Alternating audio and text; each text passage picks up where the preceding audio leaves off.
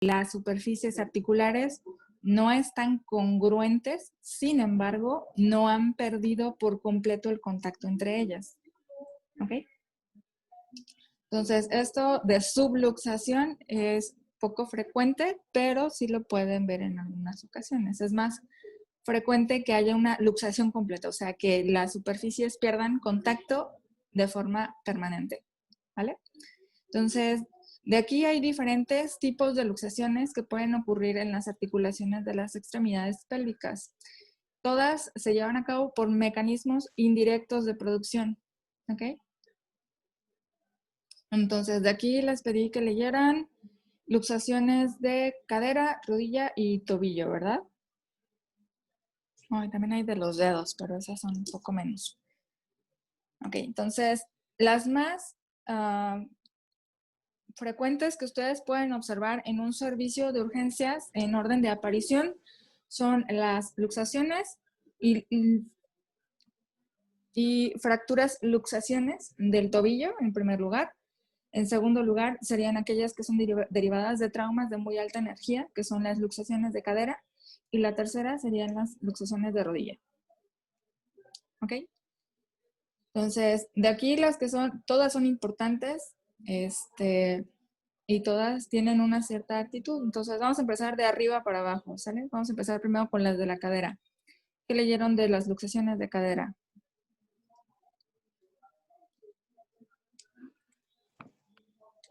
Que se clasifican según la relación de la cabeza del fémur con el acetábulo y, y la existencia de que no haya fracturas. Y también había una clasificación de Thompson y Spain, creo que era, y ya era del tipo 1 al tipo 5. Ok. Que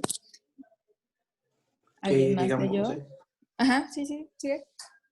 Que era del tipo 1, pues que era simple o sin fragmento. El tipo 2 una luxación asociada a un gran fragmento de la pared posterior. Tipo 3 la luxación con fragmento de la pared posterior. Y bueno, así hasta la tipo 5, que ahí, bueno, ya era una luxación con fractura de la cabeza del fémur. Y ahí habría otra clasificación, que es la clasificación de Pipkin. De Pipkin. ¿Y Pipkin qué clasifica? Pues igual, o sea, digamos, hay de la tipo 1 a la tipo 2, pero ahí ya se derivan también en tipo 1A, 1B y 1C, que pues ya son luxaciones superiores, incluyendo la luxación pública y subespinosa. Ok. Y así pues ya se va. Y depende también a los factores que lleguen a estar asociados con ella. Si se lleva a cabo, pues, si está asociada a una fractura, o una fractura que esté relacionada con la cabeza del fémur, o asociadas a la fractura del acetábulo. Y digo, o sea, son las acciones superiores y las acciones inferiores. Ok, de esas, ¿cuáles son las más frecuentes? Son,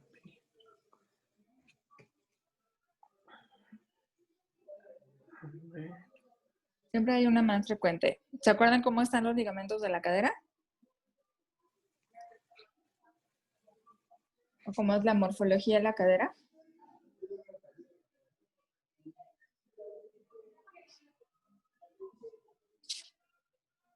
Tienen ahí su libro de anatomía, ¿verdad? A ver, vamos a preguntarles. Vamos a ver con... A ver, Lenin Díaz. Yo.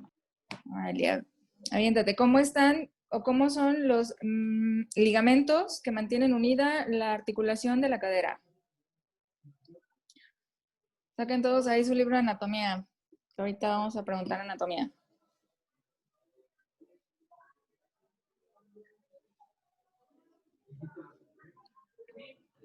¿Cómo que cómo están?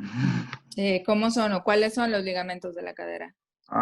Pues son los iliofemoral y lo Iliofemoral. pubofemoral que Ujú. esos van a reforzar la cápsula anterior de la cadera y Ok. el Ujú. isquiofemoral la posterior. La posterior. Entonces, estos forman una estructura trirradiada, ¿no? Ajá. Ok. Bueno, entonces, así como viene del nombre, imagínenselo en una cadera. Entonces, técnicamente hay un poco más de protección anterior que protección posterior, ¿cierto? ¿Sí o no? Sí. Sí. Sí, ok. Entonces, hay una posición vulnerante de la cadera. ¿De acuerdo? Entonces, esta posición vulnerante de la cadera es la posición en la que más fácilmente puede perder contacto la cabeza del fémur con el acetábulo. ¿Sí? Acuérdense que otro medio de estabilización de la cadera es mediante el labrum, para que no se les olvide.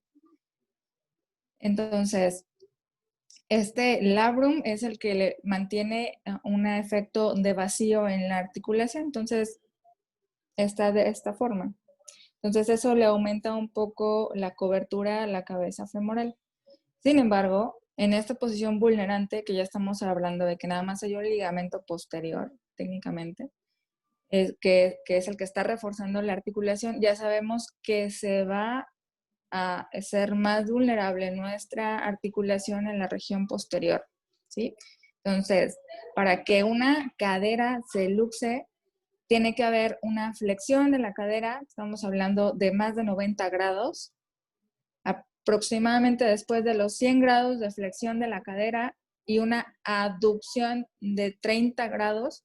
Si ustedes ejercen una fuerza considerable sobre la rodilla hacia posterior, ese fémur se va a salir. ¿Ok? Entonces, esa es la posición vulnerante de la cadera. Esto cuando llegan a ver ustedes artroplastias de cadera, es el principio básico para que no se desafen las caderas hacia posterior. ¿Ok? Entonces, esa es la forma en la que más frecuentemente se puede luxar. ¿Cuál es la otra presentación que vieron de luxación? Ya hablamos de una luxación y esa es una luxación posterior de la cadera. ¿Cuál es la otra que sigue en presentación?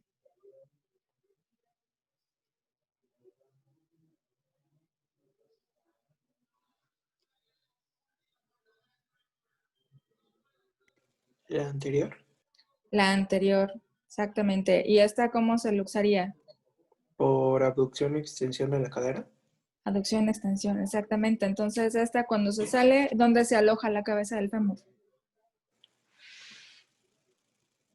hacia, de manera interna, Se luxa interno y ¿en dónde se queda? Hay unos ojitos en la pelvis. ¿Cómo se llaman esos hoyitos? la tuberosidad, No, la tuberosidad está un poco más abajo. Hay unos orificios en la pelvis. ¿Cómo se llaman? Empieza con O y termina en turatriz.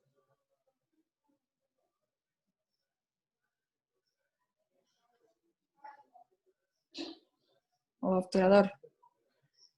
La membrana Exacto. obturatriz. Se obtura en la membrana obturatriz en el agujero obturador. Ok.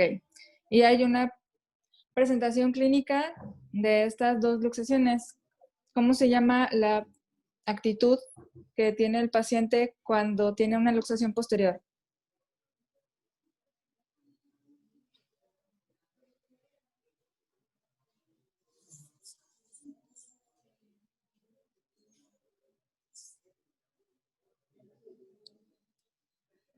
¿Cómo se hace la cadera? Si está luxada hacia atrás, ¿qué pasa con la rodilla? ¿Se va hacia adentro o se va hacia afuera?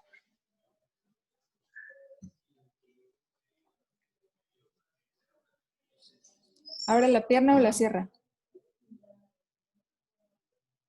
la sierra, La cierra. ¿Y cómo se llama esa actitud? Viene en el libro como actitud. ¿Qué es lo que ustedes hacen cuando se los cachan en la regadera? ¿Qué es lo primero que hacen? Se tapan y cruzan las piernas, ¿no? ¿Sí o no?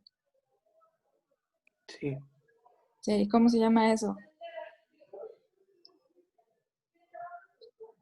púdica, esa actitud púdica. ¿Ok? Esa es la posterior. ¿Y la anterior? Si estamos diciendo que la cabeza del fémur se atoró adelante, ¿qué hace la cadera? Perdón, la rodilla. ¿Acerca la rodilla o la aleja? La aleja. La aleja. Entonces es una actitud impúdica. ¿Ok? Que lo que va a hacer ese paciente es abrir las rodillas así o cruzarlas así. ¿Ok? Entonces esta es púdica y esta es impúdica. ¿Ok? Y eso es muy característico. Eso es muy importante porque ustedes de forma clínica, sin la necesidad de una radiografía, pueden determinar la posición en la que está esa cadera. ¿Ok? Y eso es sumamente importante para nosotros poder hacer la reducción de esa luxación. ¿Ok? ¿Qué otra cosa pueden ustedes encontrar en su cuadro clínico?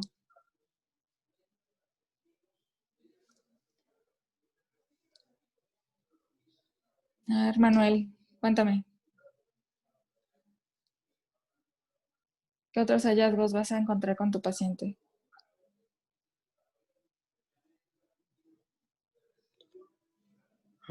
Dolor en grado 3.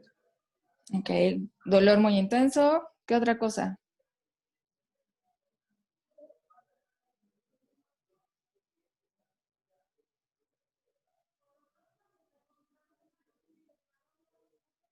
Acuérdense, es ¿Puede ser inspección. también el miembro acortado?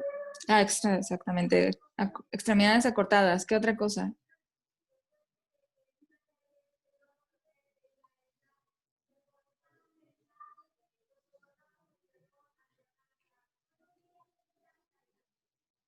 ¿Cómo va a estar la movilidad de esa pierna? Disminuido. ¿Disminuida o abolida? Ok. ¿Qué otra cosa?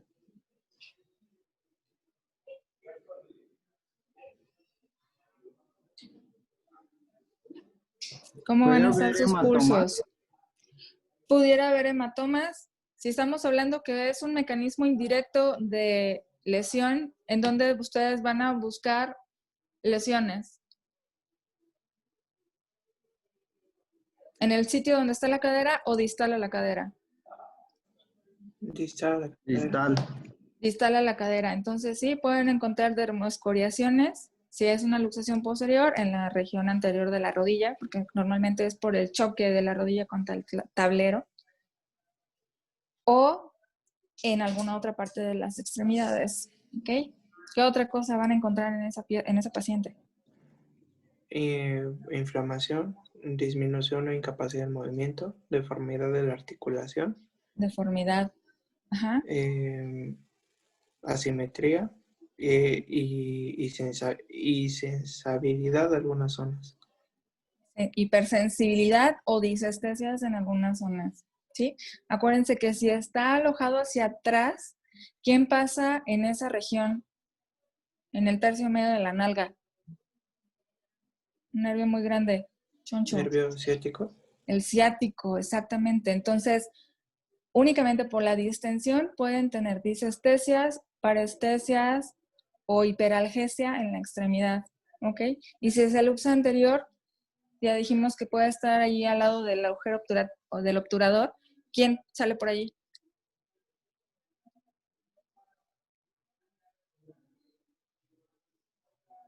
¿Qué nervio? Ya sensibilidad en esa zona.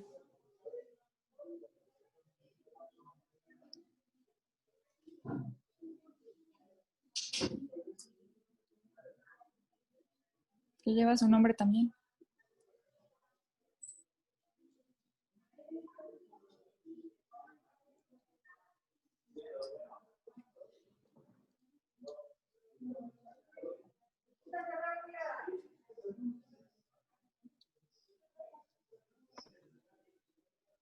¿Qué no?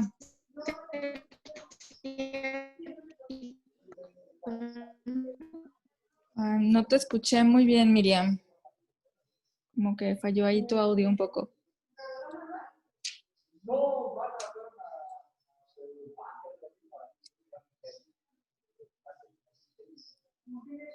¿Qué nervio quedamos?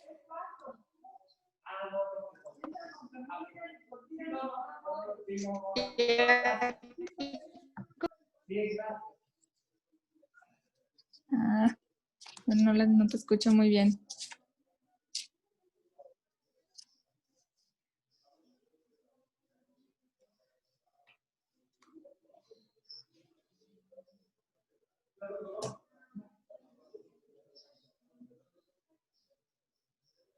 No los escucho, pero bueno, es el obturador, ¿sale?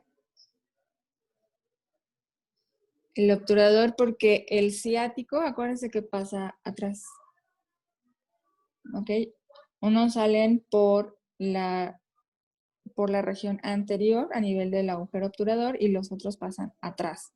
Y el que está adelante pues es una parte del femoral y el obturador. Entonces van a tener disestesias en esa región. Estamos hablando que el nervio femoral, si revisaron su carta de dermatomas, va a dar sensibilidad a toda la cara anteromedial del muslo. ¿Ok? Entonces en esa zona es donde van a presentar disestesias. ¿Sale? Ok, y ahora, ¿qué es lo que van a solicitar ustedes cuando vean un paciente que tiene estas características clínicas? ¿Cuál es su método de abordaje? De primera elección, una radiografía. Una radiografía. ¿Qué proyecciones le voy a pedir? Posterior, anteroposterior. ¿Una anteroposterior? Ok. ¿Una anteroposterior de quién? De la pelvis. Una anteroposterior de la pelvis. Ok. ¿Qué más?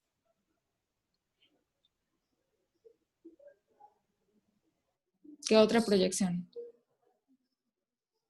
Una ¿Cuál es? lateral. Una lateral. Ok. ¿Y qué voy a buscar yo en la proyección lateral? La Está posición de la anterior o cabeza del posterior. fémur. La posición de la cabeza femoral, exactamente. ¿Y qué otras cosas voy a buscar yo en esas radiografías? Si hay fractura asociada. Si hay una fractura asociada, exacto. ¿Qué otra proyección pudiera yo pedir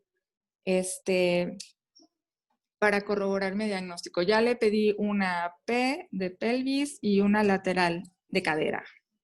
Es cadera. ¿Qué otra proyección le puedo pedir?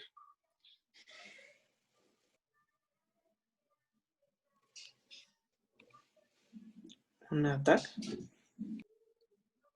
Estamos todavía con radiografías. Todavía no nos vamos Ok. al ataque. ¿Sería una Pero oblicua? sí. Una oblicua, eso tiene un nombre específico.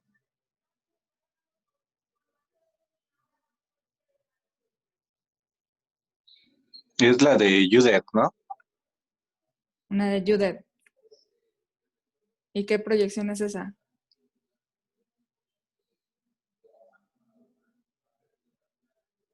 Es una proyección oblicua a 45 grados. Uh-huh. Creo que sirve para valorar ¿qué era?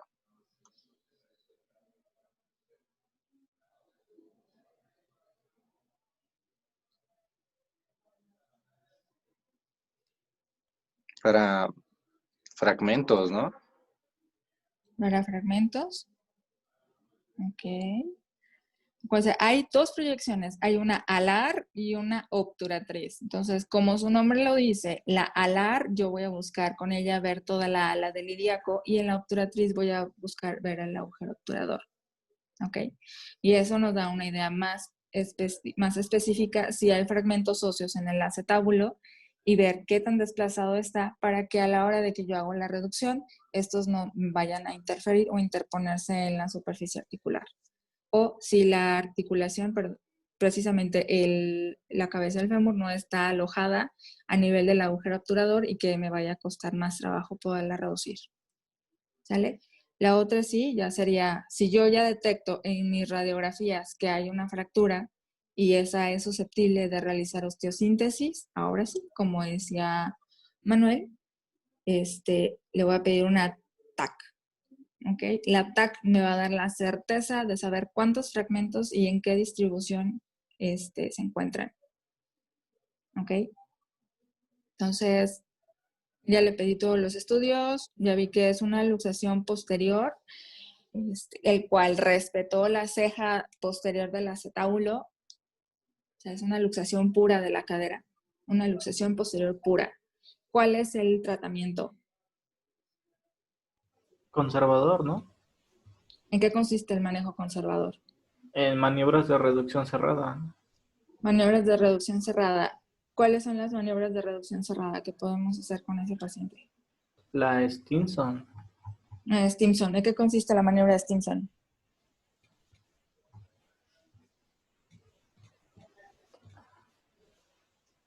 ¿No es la que la cadera tiene la flexión a 90 grados, igual la rodilla a 90 grados y entre las rodillas, bueno, de nosotros? El paciente tiene que estar en decúbito supino. Sí. Normalmente hay una persona o dos que están estabilizando la pelvis y una tercera persona que hace una tracción longitudinal en flexión de 90 grados de la cadera.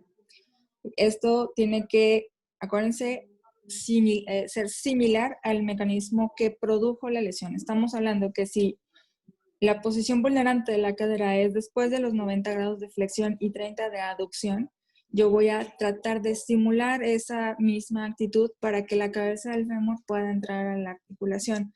Si yo la jalo de forma longitudinal al eje del paciente, va a ser muy complicado que yo pueda reducir esa cadera, si es una luxación posterior, ¿ok? Y para esto el paciente tiene que estar sedado o completamente dormido. De lo contrario, la atracción del nervio ciático no les va a permitir que lo puedan reducir. ¿Ok?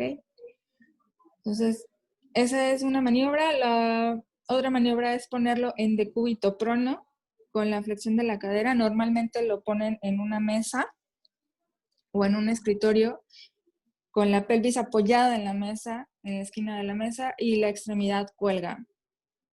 ¿Ok? Igual, en flexión. Entonces esto, por el mismo peso de la extremidad, al que no vence la gravedad, llega a reducir la articulación. La verdad, mis residentes lo han intentado y nunca han entrado. Y pues ya. Y eso es exclusivamente en las luxaciones posteriores. Ahora, en las luxaciones anteriores, ¿cómo sería ahí la maniobra de reducción?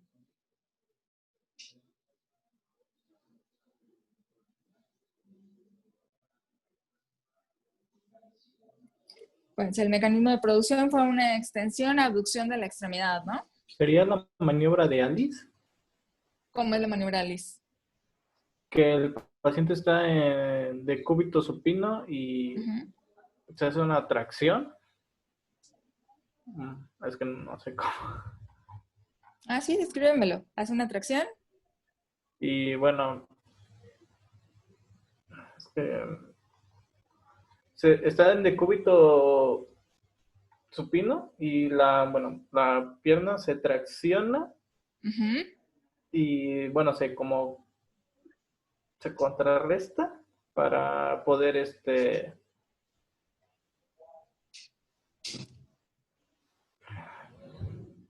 Alguien te tiene que dar contra. Y sí te entiendo. Tienes un ayudante. Exactamente. Estas siempre se hacen ayudados. Acuérdense que una extremidad puede pesar alrededor de 50 kilos. Entonces es muy difícil que ustedes la puedan hacer solos. ¿Sale? Entonces sí, lo tienen que hacer en decúbito supino. Normalmente le colocan una sábana que pasa de derecha a izquierda o izquierda a derecha. Y otra que la van a poner entre las dos piernas como si estuviera acaballetado. Entonces van a tener 3 personas. Una jala de forma transversal, otro jala de forma un tanto oblicua a la articulación y el tercero jala la extremidad en un sentido longitudinal de la extremidad. ¿Sí me están entendiendo? Ok, entonces de esa forma, al hacer el mecanismo de tracción, la cabeza femoral que se encontraba en el agujero obturatriz, primero hace una tracción y después, si ustedes hacen una rotación, la cabeza va a entrar en la articulación. O sea, está la obturatriz y por arriba está nuestro acetábulo, ¿ok? Entonces tienen que pasar o tienen que vencer esa resistencia para que la cabeza pueda entrar. Cuando no se puede hacer esto por métodos cerrados, se tiene que hacer de forma abierta. Entonces, por eso casi todos estos procedimientos nosotros los realizamos dentro del quirófano. En caso de que no se pudiera hacer la reducción de forma cerrada, pues ya tenemos que abrir quirúrgicamente esa cadera. ¿Ok? Entonces, ese es el tratamiento. ¿Y qué complicaciones podría haber de esto? Échenselas todas. La primera y la más frecuente. Osteocondrosis, Exactamente. La segunda.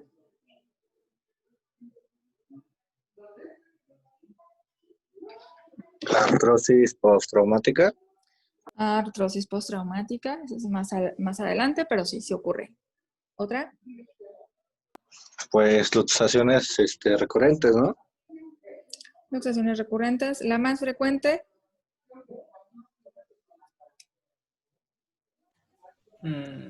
La artritis. La más frecuente es la artritis postraumática. ¿Ok? Sin embargo, acuérdense, estamos hablando que es un trauma de alta energía. Entonces, puede haber problemas de tromboembolias. ¿Ok? Por eso esto constituye una urgencia. ¿Sí? La segunda, ya lo dijeron, es la lesión cartilaginosa derivada del tiempo de evolución de la luxación. Mientras más tiempo de evolución tenga esa luxación, peor el pronóstico para el cartílago. Y la tercera puede ser una necrosis de la cabeza femoral. ¿Y esto por qué? ¿Lo que se imaginan? ¿Cómo está irrigada la cabeza femoral?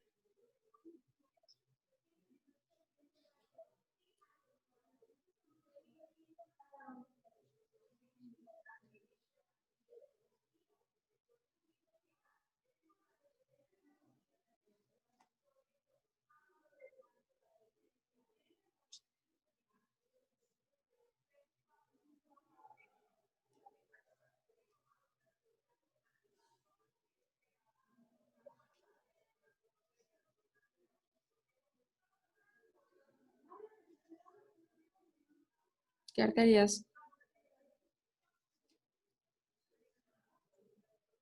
Se forman dos arcos allí. La arteria circunfleja femoral La medial. circunfleja, exactamente. Entonces, cuando hay una distensión de la cápsula articular, hay una disminución en el calibre de la arteria circunfleja. Entonces, mientras más tiempo pasa esa zona isquémica, mayor es el riesgo de que pueda haber una necrosis avascular de la cabeza femoral. ¿Ok? ¿Sí o no? ¿Cuál es la otra que podemos tener? Una lesión propia del traumatismo que haya lesionado el nervio ciático. ¿Ok? Entonces también podemos tener problemas neurológicos a nivel de esa extremidad. ¿Ok? Ok. ¿Algo más que ustedes hayan encontrado de luxaciones de la cadera?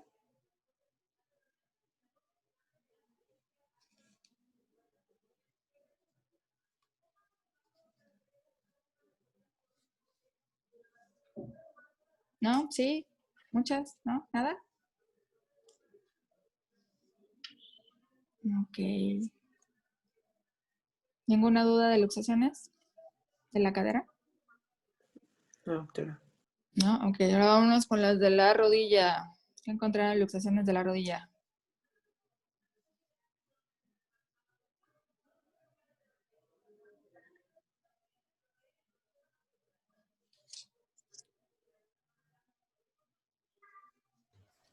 Pues que no son tan frecuentes.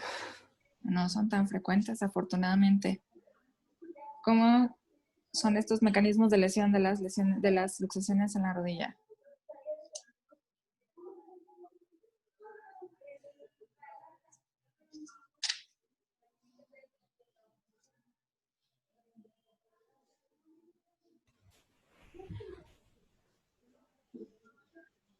pues son de alta energía. O sea, No es frecuente, pero es una lesión grave porque hay un riesgo elevado de lesión de la arteria poplitea y del nervio ciático popliteo externo. Ciático popliteo externo, exactamente.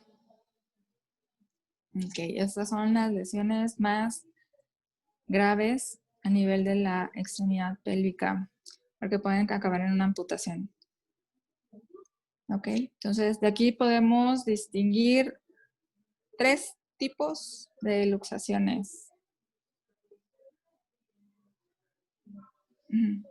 O 3 variedades. ¿Cuáles son? Sería la lateral, la horizontal, la superior y la intercondilia. A ver, ¿cómo son esas? Bueno, ahora sí que depende el tipo o sea, me refiero a que son así porque depende de dónde se llevó a cabo el traumatismo, la recepción de la energía. Y ya pues ahí depende si es lateral, horizontal, superior o intercondilia. Ok, entonces, A ¿cómo eso me refiero. las vamos a encontrar? Pues, aquí la luxación, sobre todo en las extremidades, se va a nombrar de acuerdo hacia dónde está luxada la porción distal. ¿Ok? Entonces, si digamos que mi tibia se va hacia la parte de atrás, sería una luxación que...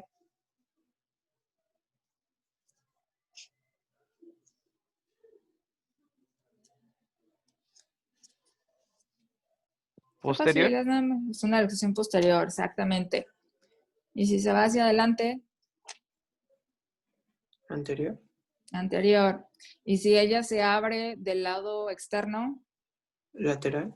lateral. Y si se abre del lado medial. Horizontal. Esa sería una medial. Ok. Y la otra, si yo no encuentro la rótula en el círculo intercondilio, ¿es una qué?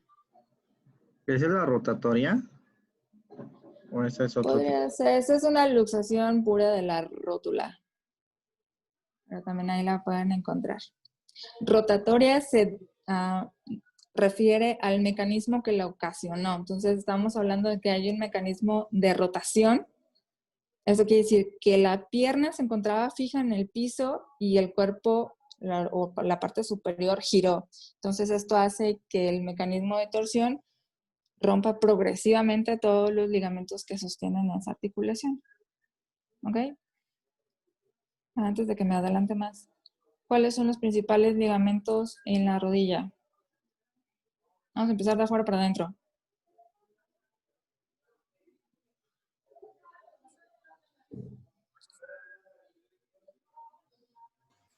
¿Qué es ligamento? Cruzado.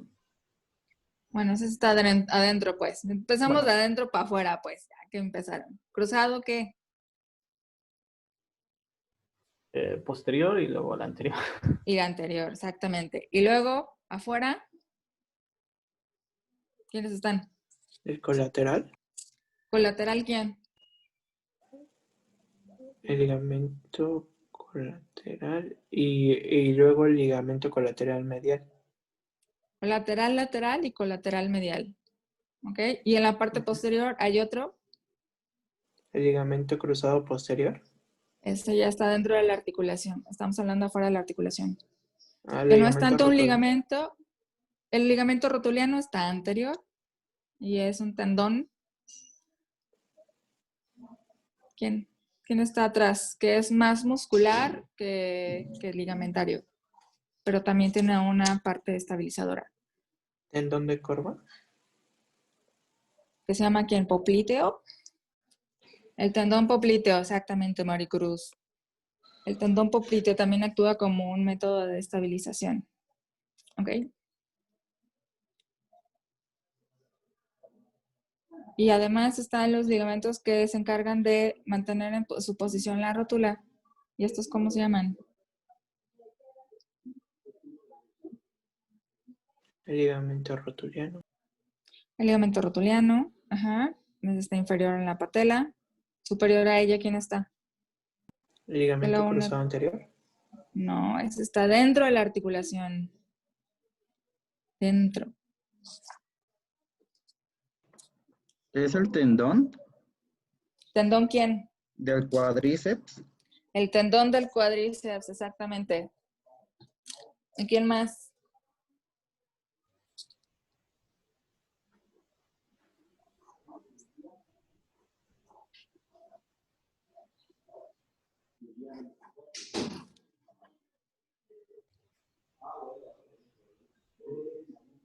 Entonces ya me dijeron, tendón del cuádriceps. El tendón Luego, del bíceps. tendón patelar. ¿Quién más retiene la rótula? Acuérdense que aquí está su surco. ¿Quién lo mantiene en esa posición? ¿Sí? ¿Quién es? Los escucho. Ligamento cruzado anterior. A ver, ubíquense anatómicamente en dónde estamos. Estamos por fuera. ¿Sí? ¿Le pones el sellito?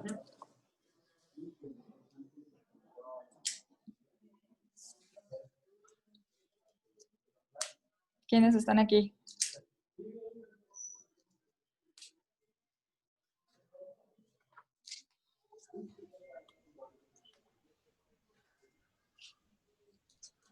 El semimembranoso. No, esa ubíquense. Semimembranoso, semitendinoso, gráciles vienen por acá y suben hacia arriba, hacia la porción muscular. Esos están afuera de la articulación y son tendones, ¿ok? Aquí viene su colateral medial y acá está su colateral lateral. ¿Ok? Y aquí está la cápsula. Y ya estamos afuera de la articulación, acuérdense. Quienes se encargan de mantener a la rótula en su sitio y que no se vaya ni para acá ni para acá. El retináculo, ¿no? El retináculo, exacto. Retináculo medial y retináculo lateral. Y aquí lo pueden encontrar con otra nomenclatura que puede ser ligamento anteromedial y ligamento anterolateral. ¿Ok? Parece que este une la rótula hacia la porción lateral del fémur. Y aparte aquí hay una pequeña fibra que se va anterior de esta forma y que cuando ustedes corren mucho o tienen pacientes corredores, como él se continúa con algo que se llama cintilla iliotibial, que es parte del tensor de la fascia lata, o más bien de la fascia lata, llegan a tener dolor en esta porción anterolateral de la pierna o de la rodilla. ¿Okay? Entonces, ¿ya quedamos claros?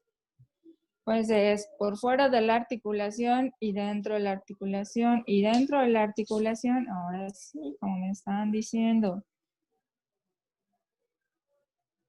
Ay, qué fémur tan feo. Entonces sí tengo ¿qué está la cosa de traer? Tengo un cruzado anterior que va de dónde a dónde.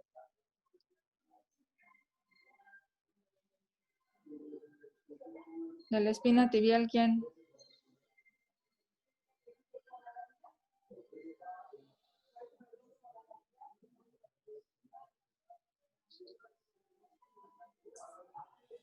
¿Espina tibial anterior? ¿Sí o no? Pues aquí va a ser pura anatomía, ¿eh? Y a cada rato les voy a estar preguntando anatomía y no sé si los demás doctores sean tan insistentes con la anatomía como yo, pero es que si no, no van a entenderlo. Entonces, espina tibial anterior y se dirige externamente y se inserta en la cara medial del cóndilo lateral, ¿ok? Y tiene dos porciones, una antero y una posteromedial, ¿ok? Y luego tengo un cruzado posterior que se inserta, si ustedes lo vieran de lado, en la parte posterior de la tibia. Esto si yo le viera así, esta es la tuberosidad. y él se inserta en la parte posterior de la tibia, aproximadamente 10 milímetros por abajo de la línea articular, gira y se inserta en la cara medial del cóndilo medial, más bien en la cara lateral del cóndilo medial, ¿ok? ¿Sí estamos o no estamos? Sí. ¿Sí? Sí. Entonces, estos están por dentro de la articulación, acuérdense, y esto les da su característica de estabilidad, le da su característica de estabilidad a la articulación. Dame un segundo porque me estoy descargando. ¿Ya? Entonces, otra vez, regresando a la anatomía, y que me habían dicho que estas son muy graves porque afecta la arteria poplitea. ¿En qué parte de la articulación pasa la arteria poplitea? Es la zona más cercana donde ella se lesiona. Sí, tengo otra aguja. Ya les voy Internamente. a hacer draw my class porque no me entienden.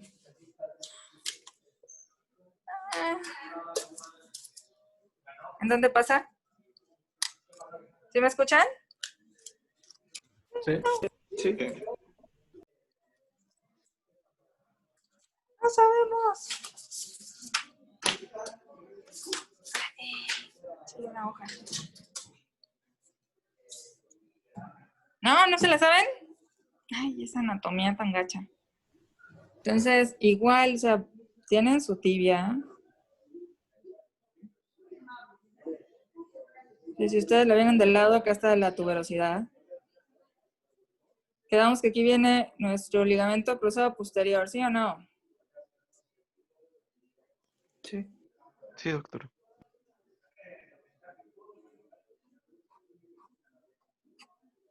Entonces, nuestra arteria poplitea, quedamos que venía en una región medial que pasaba por un canal de Hunters o canal del aductor y se pasaba a ser posterior, ¿sí? ¿Están de acuerdo? Y ya en esta región posterior pasaba a nivel de del hueco popliteo y se hace posterior y pasa entre los dos cóndilos. Y después ella, acuérdense que iba la cápsula, entonces ella pasa justo en esta zona, ¿sí? Estamos hablando que es alrededor de la misma longitud, 10 milímetros por debajo de la superficie articular. Y en esta zona es la zona donde más cercano se localiza a la superficie articular. Entonces, si yo tengo una luxación posterior y mi tibia se va hacia atrás, ¿qué es lo que imaginan ustedes que pasa con esa arteria? Se comprime. Sí, se comprime.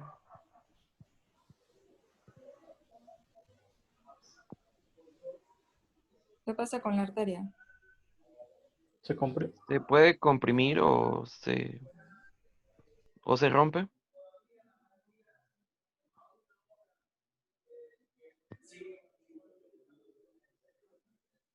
Sí, no, o sea, tendría que verse involucrado el flujo. Se lo afectaría.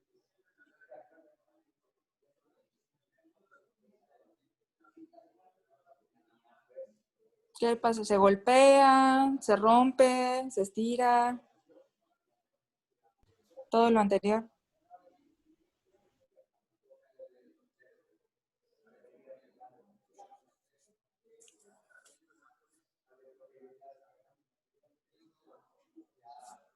Todo lo anterior.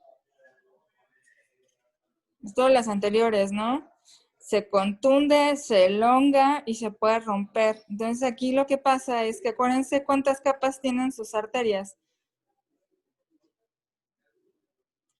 Hay una más delicada, podemos decir, que es la denticia. Entonces ella se puede disecar y hacer allí una obstrucción en la arteria y esto va a llevar a que tengan una disminución en la irrigación de la pierna. ¿Sí o no? Entonces es muy importante que yo estabilice esta articulación, la reduzca a su posición original para que ella vuelva a regresar a sus características normales. Y de ahí ya depende qué tan amolada esté y si hay que repararla o hay que volver a permeabilizarla. ¿De acuerdo? Pues por eso es que es muy importante. ¿Y qué pasa si se va para anterior en la tibia en lugar de que haya otra cosa? ¿Puede pasar lo mismo?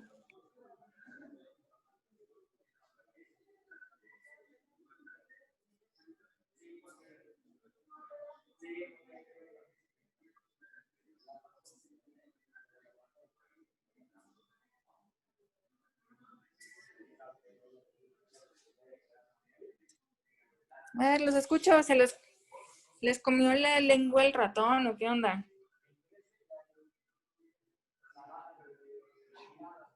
Esto se trata de participación, ¿eh? No les voy a poner a dar la clase, pero necesito que todos participen.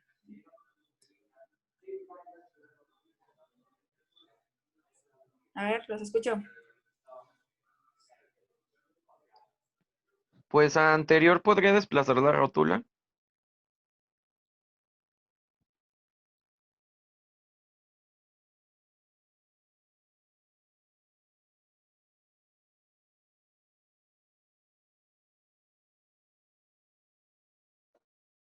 En el caso del anterior podría ser como estiramiento, ¿no? En vez de que se rompan los vasos.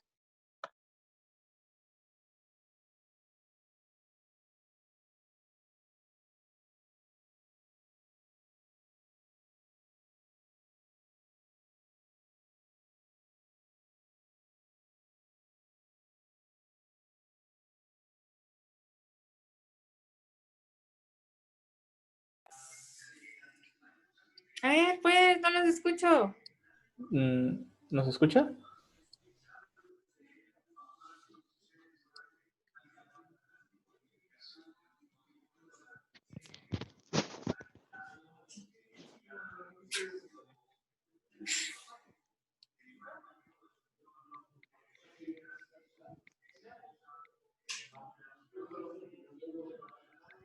Es que ya estuvieron contestando, doctora. Pero no sé si se le traba cuando contestan.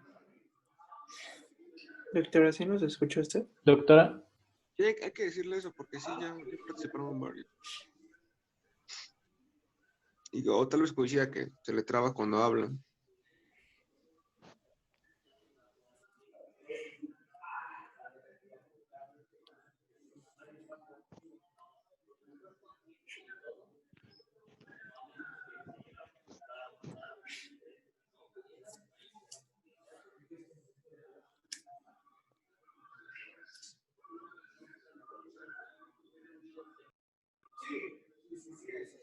¿Sí me escuchan o no me escuchan? Ok, pero yo no los escucho a ustedes. ¿A mí me escucha? ¿Ya están? Ok, ahora sí ya los escucho. Ok. Yo comentaba que podría haber como estiramiento de los vasos en vez de compresión, porque si en la anterior sería como un desplazamiento hacia adelante, entonces se estiran los vasos. Exacto. Bien, bien.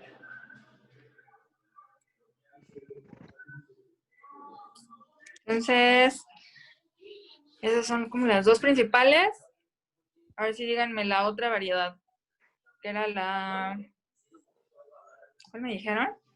¿La lateral o horizontal? Sí. Ok. ¿Esa qué pasa ahí?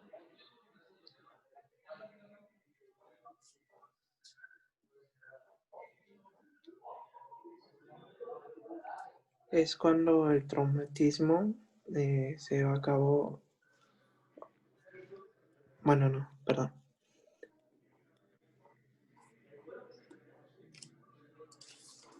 Ujú.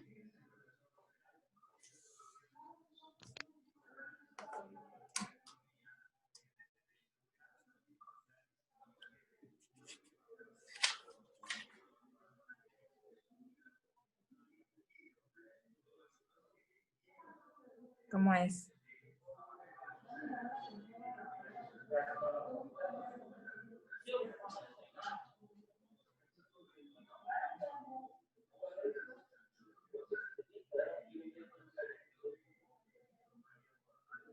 Va a ser que de adentro afuera, de afuera adentro.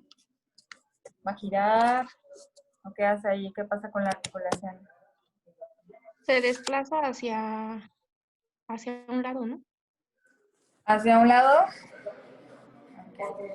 Acuérdense que tienen todavía sus ligamentos que mantienen la articulación, que son los colaterales. ¿Ok? Entonces, se tienen que romper alguno de los colaterales y continuar la energía para que se rompa ya sea el cruzado anterior o el cruzado posterior. Entonces, eso es lo que le da su característica de hacia dónde se desplaza. ¿Ok? ¿Sí o no? Ok. Entonces, es muy importante saber por eso el mecanismo en el cual se lesionan.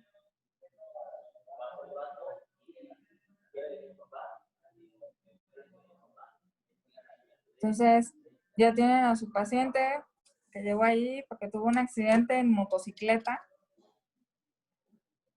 Y cuando llega, viene con la pierna desplazada hacia posterior, con la rodilla con edema, que es lo que ustedes le van a pedir a su paciente de entrada. Una radiografía lateral.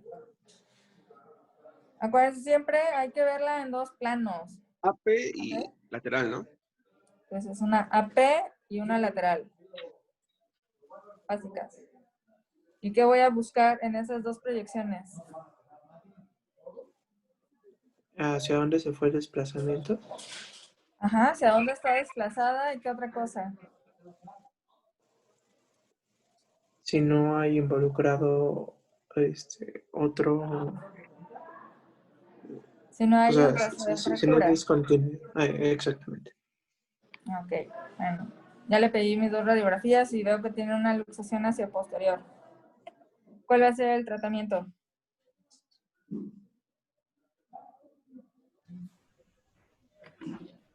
Maniobras de reducción. Maniobras de reducción, ok. Entonces ustedes ya la reducen, pero la pierna no se mantiene, se vuelve para atrás. Ah, ¿verdad? Esto no se lo Entonces, esperaban. ya sería una cirugía. Esto se tiene que estabilizar mediante una osteosíntesis y por lo general siempre es un fijador externo. ¿De acuerdo? Y aquí lo más importante que ustedes tienen que revisar cuando llega su paciente, que es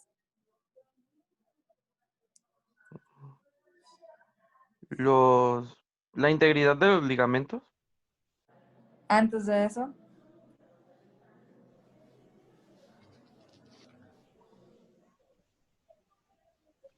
La deformidad o el dolor.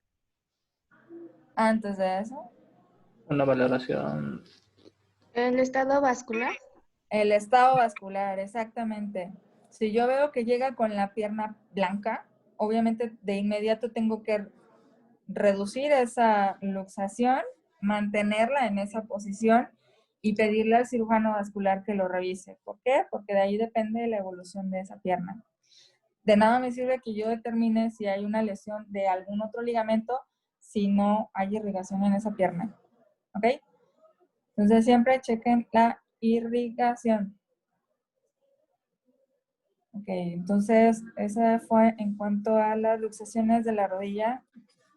Y ahora vienen las más frecuentes, que son las del tobillo. Así. Ese debe ser más fácil porque hay un chorro de esguinces de tobillo y cuestiones de tobillo. ¿Qué encontraron de esas?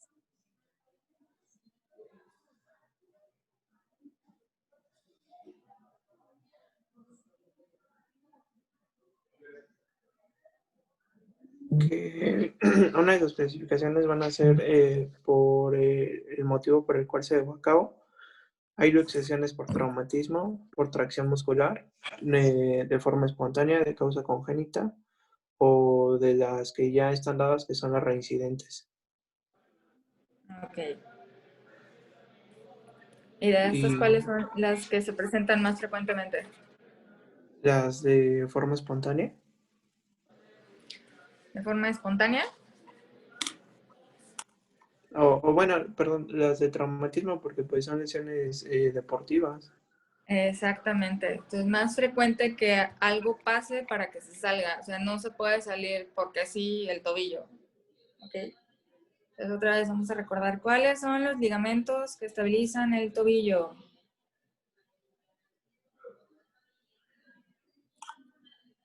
¿A qué lado quieren empezar? ¿De medial o de lateral?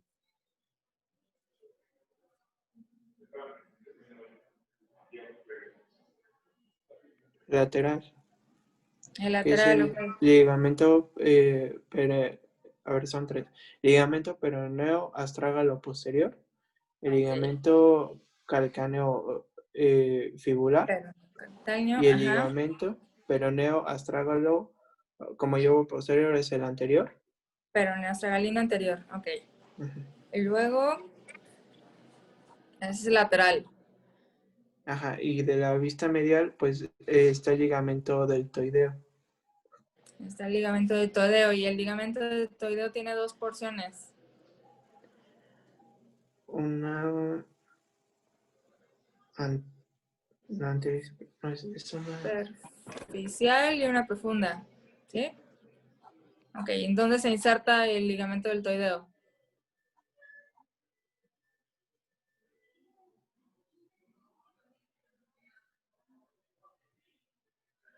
Proximalmente ya sabemos, en el malleolo medial. ¿Y distalmente?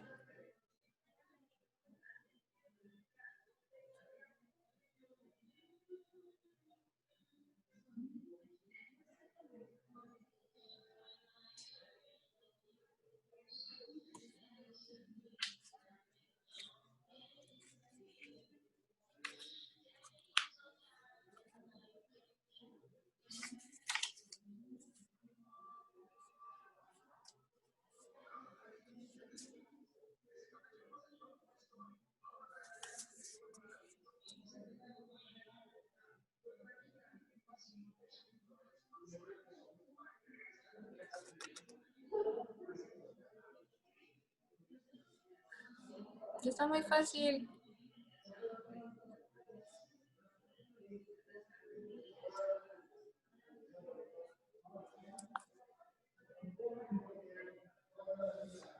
Va a unir el astrágalo y el calcáneo con la tibia, ¿no?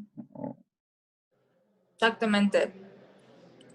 Entonces, por eso es tan importante ese ligamento deltoideo. Entonces, esto es lo que mantiene que se encuentre cerrada esa articulación.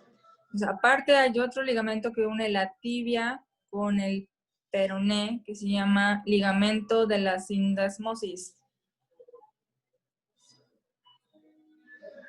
¿Eso sí se lo saben o tampoco se lo saben?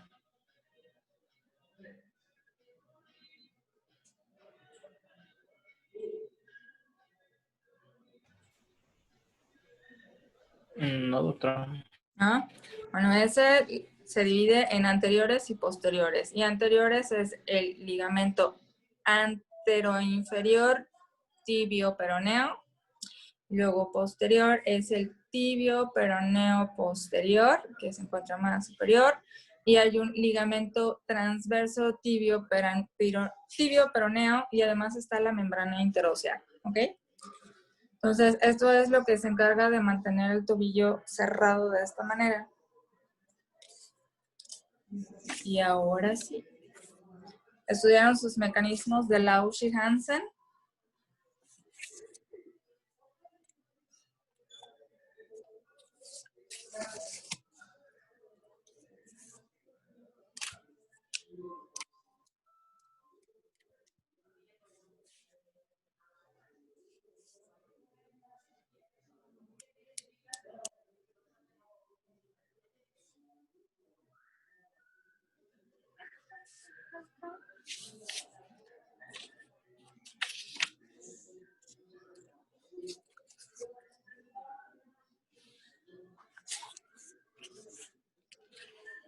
¿Sí, no? ¿Alguien leyó? Lausch y Hansen.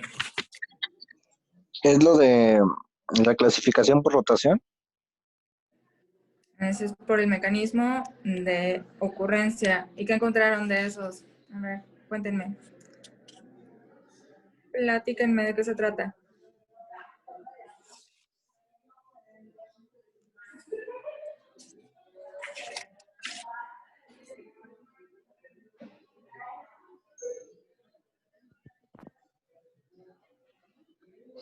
Doctora, preguntó por el mecanismo de Lausi Hansen.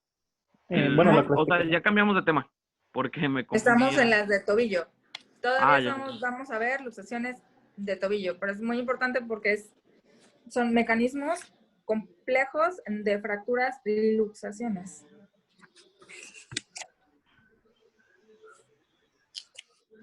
Es la que dijo, ¿no, doctora? ¿De qué, perdón? Bueno, la clasificación de Lott y Hansen, que la divide por supinación-aducción, fracturas por supinación-aducción, supinación-eversión, por pronación-eversión y pronación-aducción, ¿no? Exactamente. Y estos dan un patrón característico de lesión.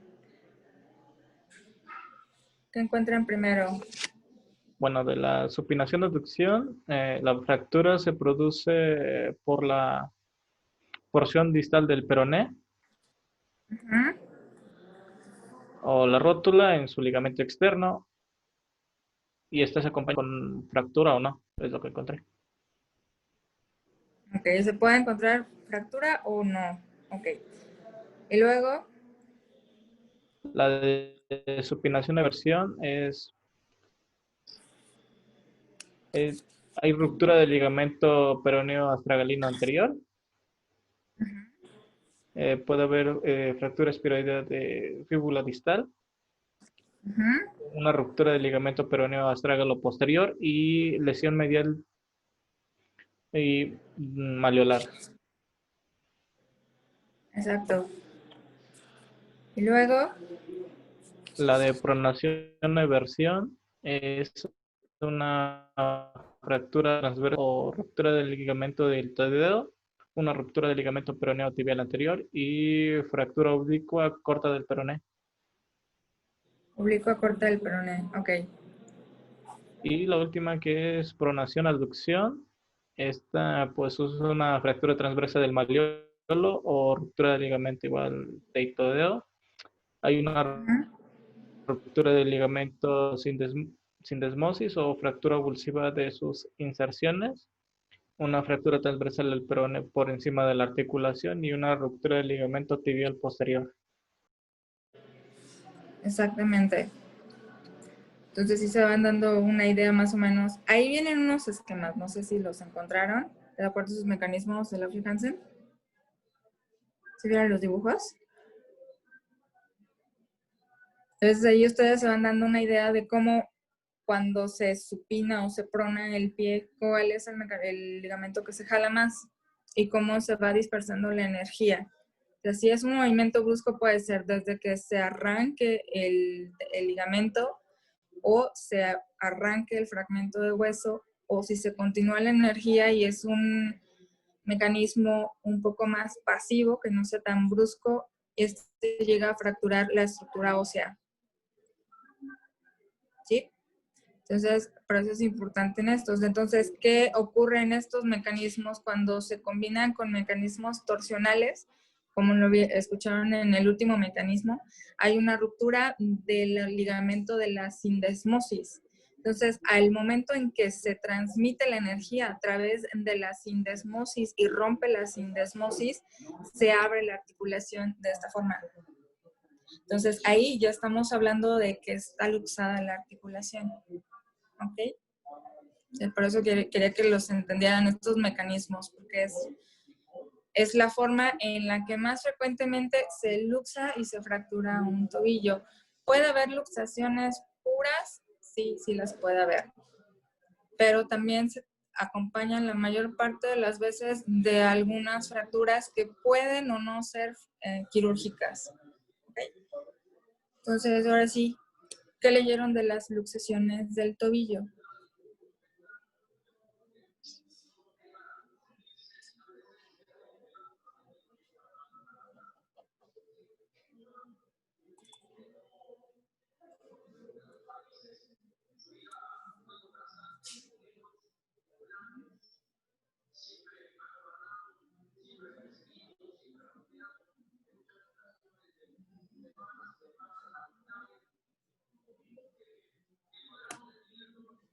Que aparte de la clasificación que habíamos visto, también está la clasificación de Weber.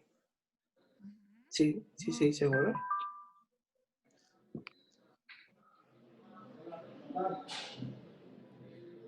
¿Qué más?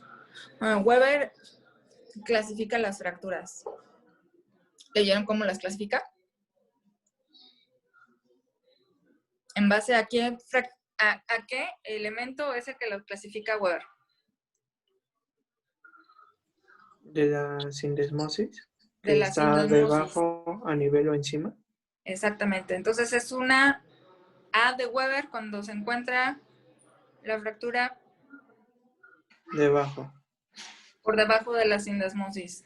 Ok. sí, Es una B cuando se encuentra a nivel, a nivel de la sindesmosis. Y es una C cuando está encima. cuando está por encima de la sindesmosis. Ok. Entonces, de este tipo de lesiones las clasifica así porque nosotros sabemos qué tan íntegra está la articulación. O si yo necesito estabilizar la articulación. Entonces, una fractura de tipo A, yo la puedo tratar de una forma conservadora. Esa sería una. Las tipo B, por definición, ya me está diciendo que hay una lesión del ligamento de la sindesmosis. ¿Sí? Entonces, estas, por definición, se tendrían que operar. Sin embargo, puede haber fracturas en las cuales no estén desplazadas ni abierta la articulación y podría ser también un tratamiento conservador. Entonces, aproximadamente de estas, el 70% son quirúrgicas. Y las C, o sea, por arriba de la sindesmosis, cuando es un mecanismo torsional del tobillo, ¿qué se les ocurre? ¿Que son quirúrgicas o que no son quirúrgicas? Sí, son quirúrgicas. Y sí son quirúrgicas. Todas son quirúrgicas. Acuérdense de la dispersión de la energía. Entonces, la energía se dispersó de tal forma que abrió el ligamento deltoideo, perdón, el ligamento de la sindesmosis, y este se transmitió hacia arriba a través de la membrana interósea. ¿Ok? De estas hay un tipo específico de fracturas que se llama fractura de Maisonneuve. ¿Lo leyeron ahí? No, doctora. ¿No? Ok. Bueno, esta es una variación en esas fracturas luxaciones. Y ocurre cuando hay un mecanismo torsional, hay una apertura de la sindesmosis al nivel del tobillo sin tener ninguna otra lesión ósea y concurren con una fractura por debajo de la cabeza del peroné. Es una fractura de Maisonneuve.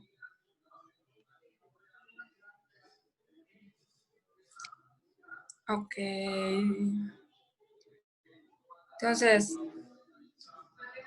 clínicamente, ¿cómo se va a observar ese tobillo? Ya vimos los mecanismos de acción, entonces, ¿cómo voy a clasificar, o más bien, cómo se presenta el paciente en su consultorio o en urgencias?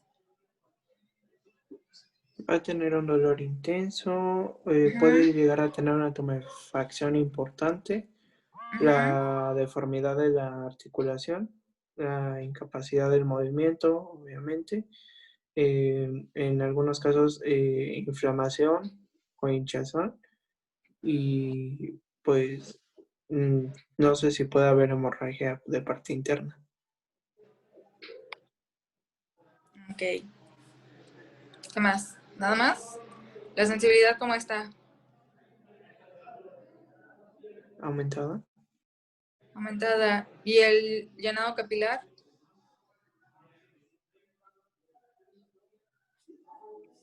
¿Aumentada igual? Puede estar Aumentado. disminuido por lesión de la arteria pedia y tibial posterior. Exactamente, puede estar disminuido. Entonces también en estas hay que estar vigilando mucho el llenado capilar. ¿De acuerdo? ¿Cuál es su abordaje? ¿Qué le van a pedir a su paciente?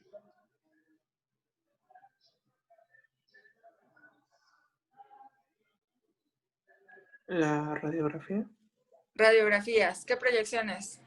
lateral y antero posterior. Lateral y anteroposterior. ¿Y qué voy a ver en estas proyecciones? ¿Hacia dónde fue dirigida la lesión? Bueno, la luxación. Ok, tengo que determinar en dónde está, si está luxado, cómo está luxado y qué estructuras están fracturadas en caso de que haya fracturas. ¿Sí? Sí. Ok, ¿cuál es el tratamiento?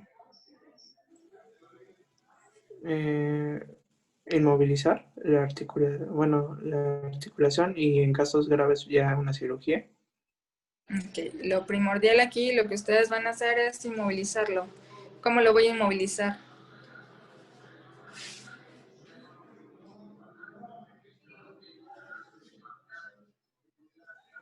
¿Qué se Primero les con ocurre una ponerle? maniobra.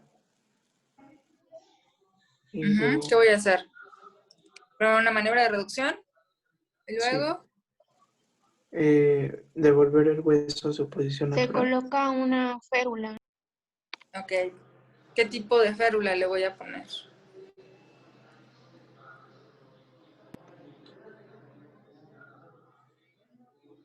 Es férula en U. Puede Bueno, no ser sé una cómo se férula llama en esa. sí, puede ser una férula de coaptación o una férula en U o pinza de azúcar. Esa puede ser una. ¿Cuál es la otra que le puedo colocar? La más frecuente.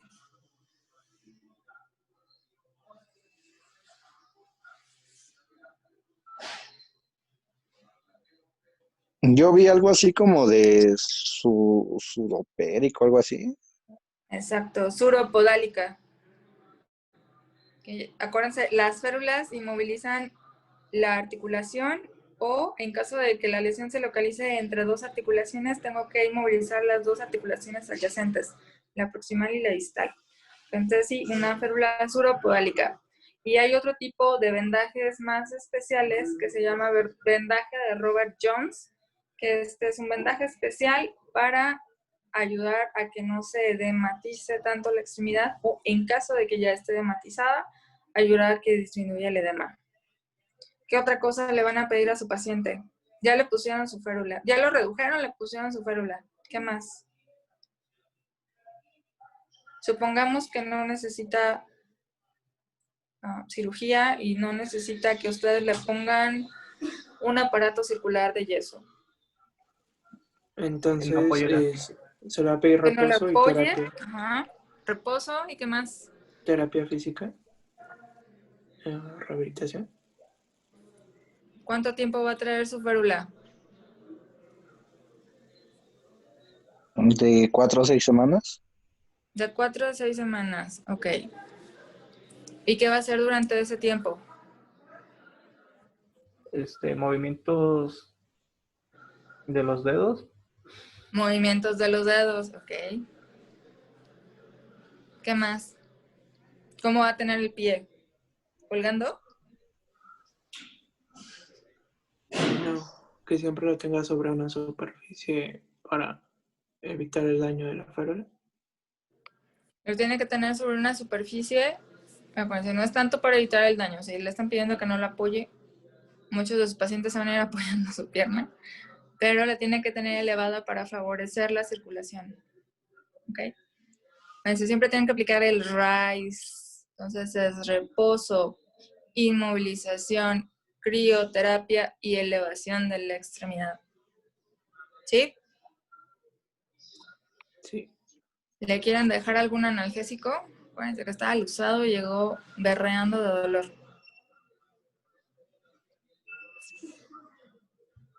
¿Qué le van a dejar?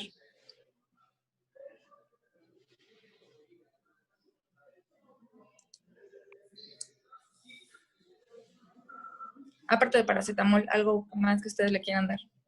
Naproxeno, diclofenaco, ¿Algún AINE? Ajá. ¿Cada cuánto se lo dejan? cada 12. Entonces, ¿cómo va a decir su receta? Naproxeno, ¿de cuántos miligramos? De 500, 500 miligramos cada 12. vía oral cada 12 horas. ¿Por cuántos días? Se podría decir en caso En caso de dolor. Ujú. Puede ser por razón necesaria o en caso de dolor. Acuérdense que si ustedes están hablando de un periodo inflamatorio, es aproximadamente 2 semanas. Entonces siempre déjenle su AINE 2 semanas para que les ayude con el proceso inflamatorio. ¿Ok? Entonces, la dosis que ustedes están recetando es una dosis baja de AINE, entonces no van a tener ningún problema de sangrado de tubo digestivo, a menos que su paciente tenga algún problema de úlcera, etc. ¿De acuerdo? Bueno. ¿Alguna duda con esto? No, doctora. ¿No? Bueno, van a hacer este esquemita del mecanismo de lesión de la Auchi-Hansen, que llega en su dibujito. Eso es muy padre porque así se van a dar cuenta cómo se van rompiendo los ligamentos y ustedes ya van a saber desde el momento en el que les dice el paciente, me pasó esto, ya se van a dar una idea muy clara de qué van a encontrar en la radiografía. Entonces, si ustedes se lo saben, van a ser el interno estrella de urgencias, bueno, al menos para el ortopedista. Bueno, eso fue lo que nos faltaba de luxaciones. Ahora sí viene la interesante.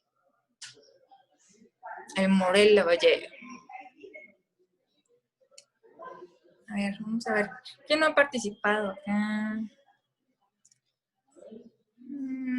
Juan Daniel Santillán. ¿Sí participó? Sí, estuve hablando, pero ¿Sí? parece que no me escuchaba. Hasta le mandé mensaje a un compañero. No te escuchaba. Híjoles, pero ya te tocó. A ver, cuéntame. ¿Qué es la lesión de Morel Lavalle? Permítame, abro mi organizador gráfico. Pero Okay. sí, o sea, la leí. Y pues es una lesión en la cual tiene compromiso de la fascia. Y pues habla de que por lo general son pelvitrocanterias. Sí tenemos que ver como que la imagen para que quede clara. Pero pues es una condición de los tejidos blandos que consiste en una separación o avulsión abrupta de la piel y el tejido celular subcutáneo respecto a la fascia muscular. Okay. Como un desguantamiento. Y se crea un espacio que se llena de líquido por la ruptura de las arterias perforantes y del plexo linfático, así como de grasa licuada.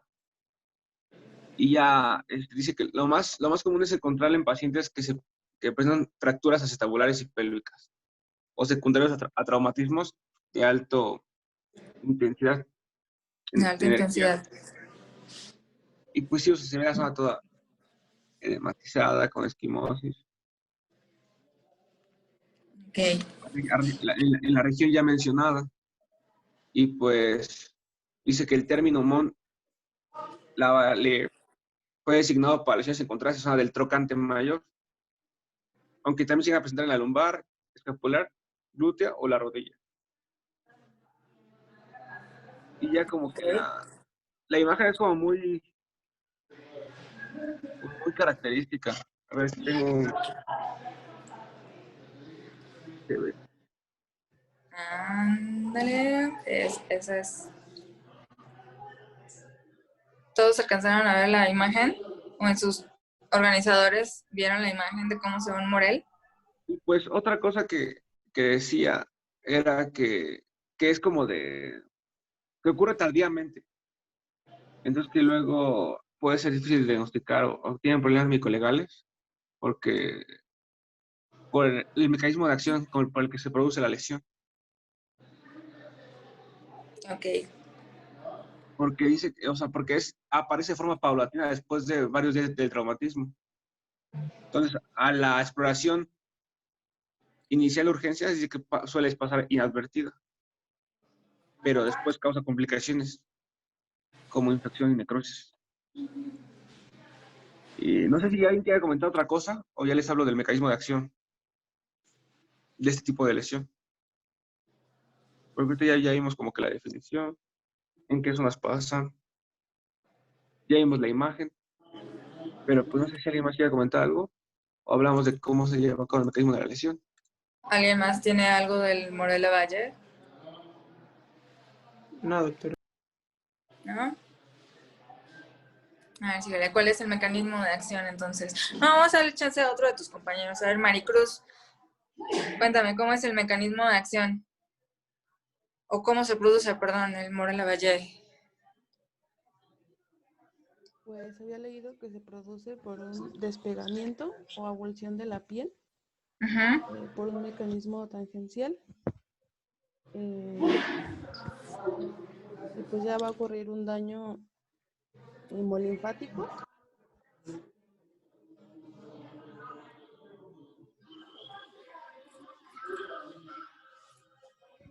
No se escuchó.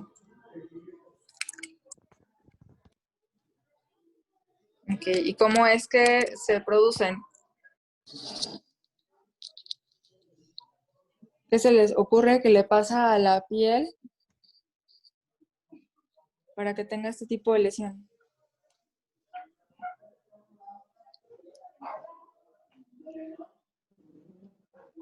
Pues, por lo que se entiende, es como un despegamento de la piel de la fascia. Bueno, o sea, del tejido celular subcutáneo y la piel se despegan de la fascia. Y pues al decir mecanismo tangencial, quiere decir como que nada más la piel se jala. Y pues podría ser por lesiones deportivas en las que se jale la piel. Por ejemplo. Se me ocurre una barrida en fútbol o un tipo de lesión así. ¿Qué otra cosa o qué otra, de qué otra forma se les ocurre que puede pasar?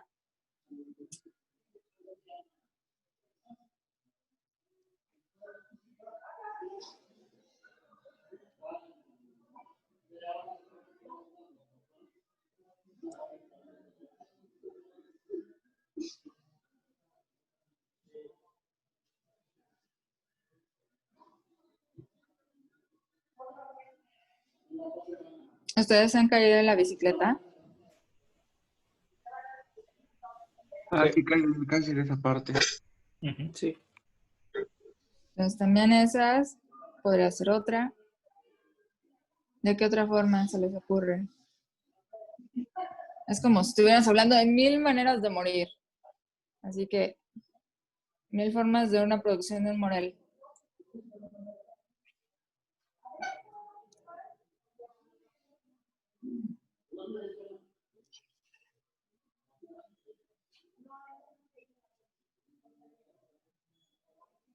Ustedes van caminando tranquilamente por la calle, de la nada hacen una motocicleta, los atropella y les pasa la llanta por la pierna. ¿Qué creen que pasa con eso? ¿Se les hará un Morel? Estamos hablando que esta es algo de rodamiento sobre la piel, pues sí, también puede ser. ¿Qué otra cosa?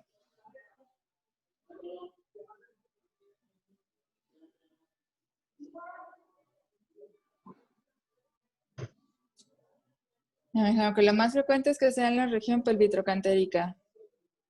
¿Sí o no? Debido a probablemente fracturas de la pelvis. ¿Cómo se les ocurre a ustedes que se fracturen la pelvis? Por caídas, bueno, pacientes de edad avanzada. Ok, ¿qué otra cosa? En los pacientes jóvenes, no nos vayamos con los de edad avanzada. Trauma indirecto. Un trauma indirecto. Digamos que se les hace una fractura en la pelvis, una tipo C de Tile o una tipo B. Tipo B.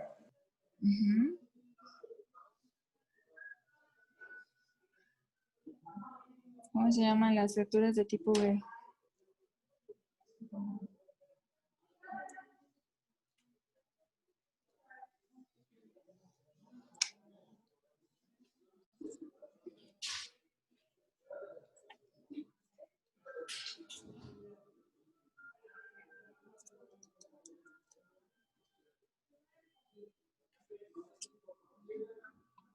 9 de Tile.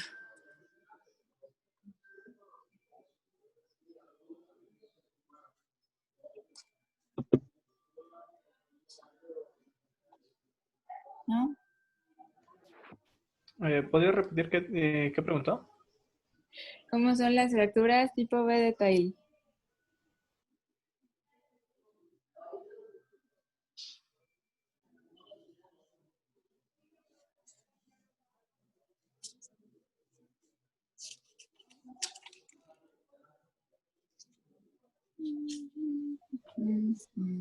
¿De Tiley? Sí, son fracturas que existen en la interrupción parcial del anillo pelviano posterior y por lo tanto pues parcialmente inestables y sus características pues se radican en grupos del 1 al 3 que es B1, B2 y B3.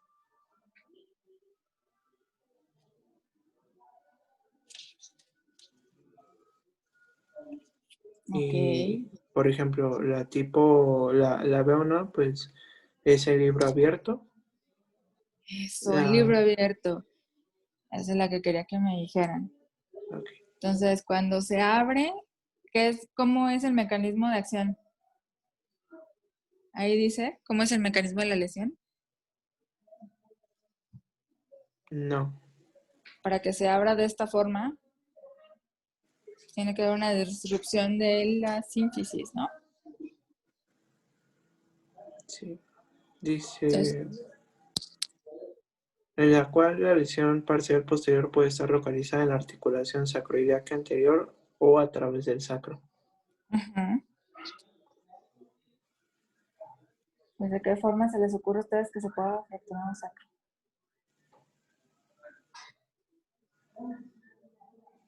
¿Una fuerza anterior? ¿Una fuerza posterior? ¿O una fuerza anteroposterior? ¿Una fuerza anteroposterior? Sí, normalmente son lesiones por aplastamiento. Eso es lo que quiero que me digan. Son lesiones por aplastamiento. Entonces hay un cierto aplastamiento más rodamiento. Entonces al momento de que se aplasta de esta forma, rueda. Y eso es lo que hace que la pelvis se abra de esta forma. O sea, tiene que haber mucha fuerza para que se rompa tanto la parte anterior como la parte posterior. ¿Ok? Entonces, eso es lo que origina que haya un rodamiento en la piel y que se forme un Morel-Lavallée. ¿Okay? Por eso dicen que es algo tardío. ¿Por qué? Porque primero vemos lo que pone en riesgo la vida, que es la fractura de la pelvis. ¿Ya recuerdan? La fractura de pelvis secuestra hasta 4,000 mililitros, casi la totalidad de su gasto cardíaco. Entonces nos va a más preocupar la estabilidad de la pelvis que la presencia del Morel-Lavallée. ¿Okay? Pero siempre hay que tenerlo en cuenta. Entonces este Morel-Lavallée ustedes lo van a ver como que la piel cuando llega el paciente está un poco más frágil. Pueden encontrar dermoescoriaciones en el sitio donde pasó ya sea la forma en la cual ocurrió el accidente. Puede ser que tenga el dibujo de la llanta, que tenga la dermoescoriación de donde se quedó aplastado. Si fue un mecanismo de atrición, o sea que quedó aplastado y lo tuvieron que extricar del vehículo o extricarlo de algún lugar donde se quedó atrapado, tienen que checar todo el patrón cutáneo. Desde aquí ustedes se van a dar cuenta porque la equimosis empieza a ser progresivamente más grande y empieza a afectar un área más grande de la superficie cutánea. Y empieza a tener esa coloración violácea, rojiza, con un aumento del volumen, progresivo, dolor, fluctuación, porque está despegada la piel del tejido facial. Entonces,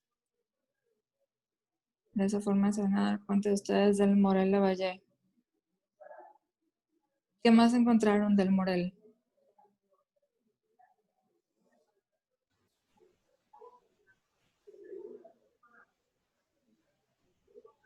Pues que su diagnóstico se basa en la anamnesis, la historia del traumatismo, que estos son generalmente por traumatismos de alta energía.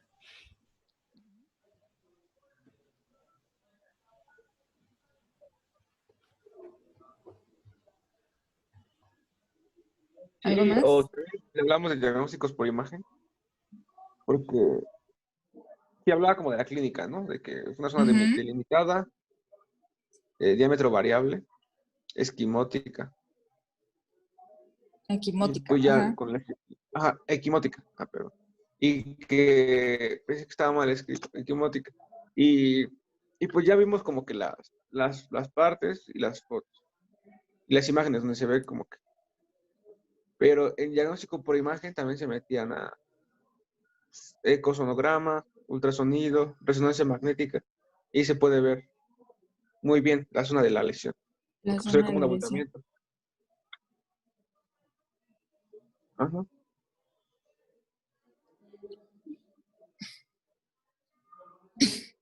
Ok, ¿qué otra cosa encontraron de eso? Del diagnóstico. ¿Qué es aparte de netamente clínico? ¿Con qué otros estudios apoyan aparte de la de la ultrasonografía, la resonancia magnética? ¿Hay algo más que les apoye? Radiografía. La radiografía sí siempre la van a pedir de entrada porque acuérdense, estamos hablando de un traumatismo de alta energía. ¿Ok? Entonces siempre tienen que pedirlas. ¿Qué más? Pues yo encontré que se debe que realizar una evacuación temprana de la colección de líquidos y se deben que tomar cultivos de estos. Ok, una evacuación. ¿Cómo se hace la evacuación? Es que creo que eso venía más en el tratamiento. Ya estamos en el tratamiento, ya denle. Pues se debe que realizar drenaje del hematoma en cuanto se realiza el diagnóstico, ya sea que, o sea, se encuentre tempranamente la acumulación de líquidos o en el crónico, que sería, pues, en lo tardío de la patología. Y se realiza mediante el drenaje percutáneo, en el cual se hace una incisión en la zona, pues, afectada, pero se debe que realizar distalmente, bueno, en la porción más distal. Y después se deben que tomar muestras del cultivo. Bueno, se debe que realizar un cultivo de los líquidos que fueron extraídos. Ok. ¿Esto en cuánto tiempo lo tengo que realizar? Mm, ¿Hay un periodo de ventana para que yo lo haga? no, eso no lo sé, doctor. ¿No? ¿Alguien leyó algo de eso? ¿Si hay algún periodo de ventana para yo poder hacer el manejo del Morel?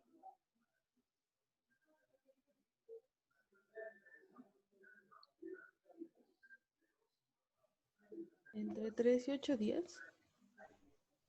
Desde 3 a 8 días, desde el que yo lo diagnostiqué.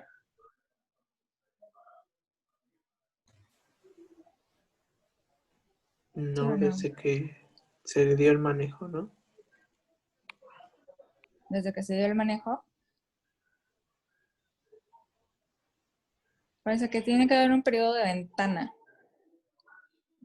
¿Okay? En el trauma siempre hay un periodo de ventana de aproximadamente 20 días en lo que pasa la respuesta inflamatoria. Entonces, dependiendo de en qué momento se realice, digamos, la fijación de la pelvis, yo puedo darle un periodo de ventana de aproximadamente 15 días para poder hacer el tratamiento de las demás lesiones. Y esto es nada más por el catabolismo que se encuentra aumentado en el paciente. Entonces, hay diferentes tendencias o diferentes protocolos de tratamiento. Hay sitios donde se atiende desde el inicio, la evacuación y se hace todo el procedimiento, o se deja evolucionar a que se delimite la zona y posteriormente se hace la evacuación. Y para eso pasan aproximadamente ese periodo de tiempo, que si le ponemos atención a lo que dice Maricruz, sí, son aproximadamente 8 días de que se estableció el tratamiento inicial. Ok, entonces ya hicimos el drenaje y ya le tomaron sus cultivos. ¿Qué es lo que sigue? El tratamiento conservador con vendaje compresivo. Un vendaje Este compresivo. debe ser por 4 semanas Ok. y puede ser eficaz para serotomas, pero de tamaño pequeño. ¿De Y cuánto estamos debe hablando del tamaño pequeño? 4 milímetros. 4 milímetros, es casi puntiforme, está muy chiquito. ¿O centímetros? A ver. Estábamos hablando de un Morel Lavalle. ¿De qué tamaño es ese Morel que tuviste en tu organizador, Juan Daniel? Enorme, ¿no? Porque es casi la mitad del muslo. Ajá, había así como 30 centímetros por 15 aproximadamente. Entonces está bastante grande. Entonces, ¿consideran ustedes que va a funcionar ahí un vendaje compresivo? Acuérdense que todo eso está disecado, ¿eh? Entonces, si es de 4 centímetros, menor a 4 centímetros. Tendrá que ser algo muy pequeñito para que funcione. Acuérdense que esa piel está levantada y la forma en la cual se nota la piel, pues es obviamente a través de sus vasos perforantes, a través de los puentes que se forman de la piel hacia el músculo. Entonces esa piel va a sufrir. ¿Sí o no? ¿Qué más dice? A ver, ¿qué más dice ahí en el tratamiento conservador? Ya me dio curiosidad. Vendaje compresivo. Un lavado pulsátil. Eso ya sería Bueno, eso es antes, ¿no? invasivo, ¿no? Sí, nada más del conservador. De lo no invasivo. Vámonos de lo Yo solo menos había, invasivo a lo más. Ajá. yo solo había visto que en el conservador ya estaba un poco en desuso porque prácticamente no daba buenos resultados y de ahí ya nos pasábamos a lo siguiente. Exactamente. Entonces, lo que estábamos diciendo, ¿no? Si son lesiones muy extensas, pues no va a funcionar. Yo leí que hay como 2 tratamientos en el que, bueno, o sea, si no es tan extenso, solamente se hace el drenaje del hematoma con drenaje percutáneo, pero si la lesión es muy extensa, entonces después del drenaje percutáneo se hace un cepillado para desbridar el tejido dañado, luego se hace un lavado pulsátil y se coloca un drenaje de succión es un drenaje back. Y después se implementa lo que es la antibiótico-terapia con cefalosporina. Exactamente. Entonces, afortunadamente, ya ahorita tenemos otros métodos para auxiliarnos en el tratamiento de este tipo de lesiones. Anteriormente, lo que se hacía era debridar extensamente ese hematoma y dejarlo que cerrara progresivamente, qué es lo que vimos o qué es lo que vieron los doctores con ese manejo. Uno, que fracasaba porque el área que se delimitaba de lesión cutánea era muy extenso. Entonces, todos estos pacientes terminaban con un área cruenta muy extensa que tenía que ser injertada por cirugía plástica. Entonces, ¿de qué echaron mano? Bueno, de estas terapias de presión negativa, que es lo que se llama BAC. BAC, o esa es normalmente la forma que coloquialmente lo pueden encontrar, porque fueron las primeras terapias de presión negativa que se desarrollaron. La empresa es KCI. Después de esto ya otras empresas empezaron a sacar sus terapias de presión negativa. Otra es Smith & Nephew y otras varias. Pero la primera fue KCI y ellos fueron los que le dieron este nombre de terapia BAC.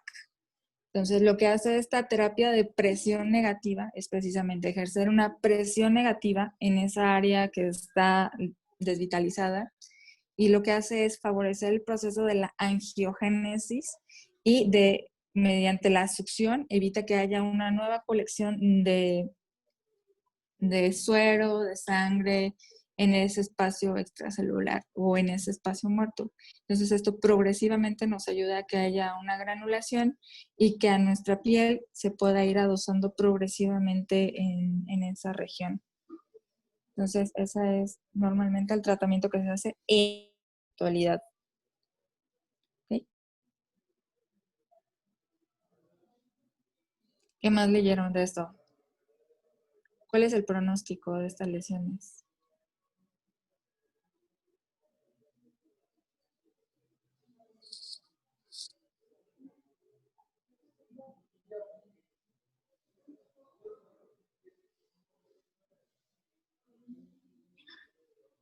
¿Les va bien? ¿Les va mal? ¿Les va más o menos?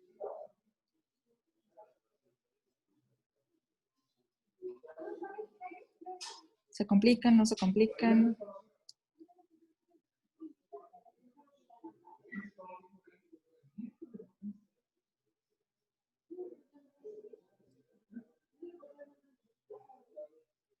Es que, bueno, en muchos casos sí decía de que por lo mismo el tratamiento conservador, que ahí es cuando se complica bastante y yo ya estaba en desuso. Creo que eso era el único pronóstico que encontré.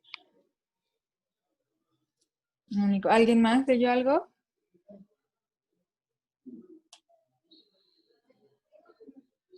Si les va bien o les va mal, ¿qué va a pasar con él? ¿Tendremos que pedir ayuda o solitos podemos?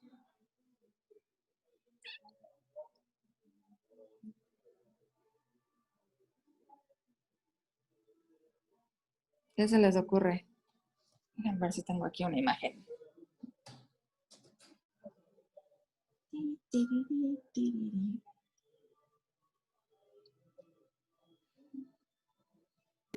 Pues depende de la extensión de la lesión, ¿no? Porque, Ok. como ya decía, también se va a necesitar referir con el cirujano plástico para colocación de injertos de piel o colgajos. Entonces yo creo que de eso va a depender del tamaño de la lesión. Del tamaño de la lesión, exactamente. Entonces, pues no nos lo vamos a quedar, ¿verdad? ¿Dónde se quedó? Les quería enseñar uno que tenía yo, pero no lo encuentro.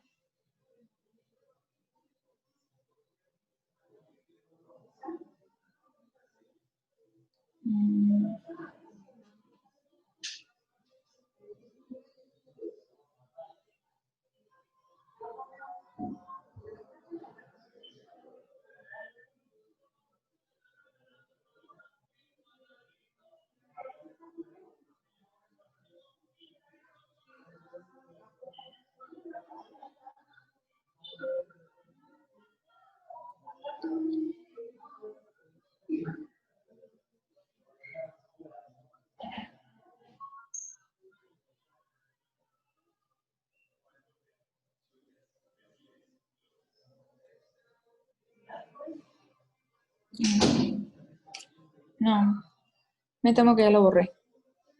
Bueno, pero eso sí es muy importante, que ustedes no se queden con el paciente. Ustedes pueden iniciarle un plan de tratamiento, pero siempre pensando que puede ocupar o va a requerir una cubierta cutánea. Entonces siempre hay que comentarlo con el servicio de cirugía plástica. ¿De acuerdo? Entonces, básicamente creo que eso es todo lo del tratamiento del Morel-Lavallée. Hay que saberlo identificar, eso es lo más importante de todo. Sobre todo si ustedes ya tienen un mecanismo de lesión de muy alta energía, siempre hay que sospecharlo, aunque el paciente no lo presente en el momento en que ustedes hacen el abordaje inicial. ¿De acuerdo? ¿Alguna duda, comentario de estos?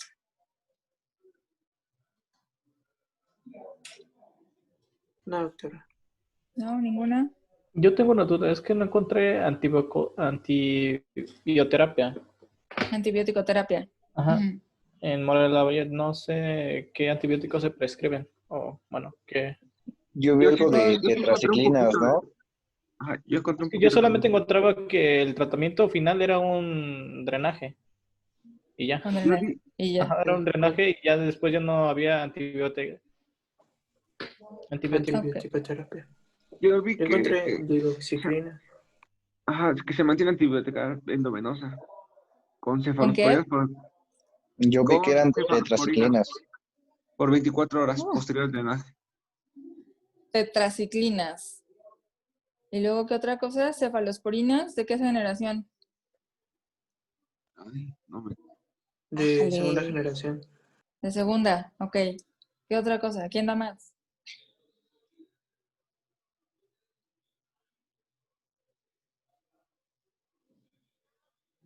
¿No? ¿Nada más?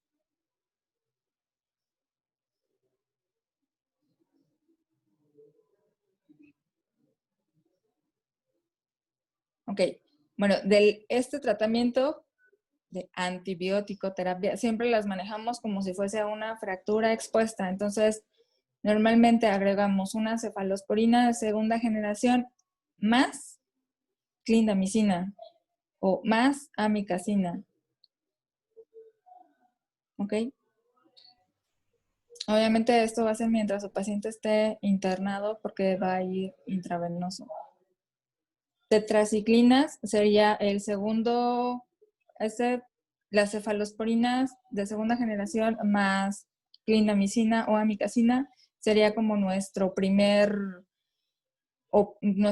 opción terapéutica. La segunda sería sería nada más para gram negativos y aquí podremos incluir se me fue el nombre, ciprofloxacino o norfloxacino. Y en tercer lugar entrarían las tetraciclinas. Ok, esa es como la vía de actuación. Aquí la ventaja que tiene es que si ustedes ya hicieron un cultivo del exudado que tomaron, obviamente ya van a tener un antibiograma más específico para el germen que puedan encontrar. Entonces, todo va a depender del microorganismo que se haya desarrollado en su cultivo.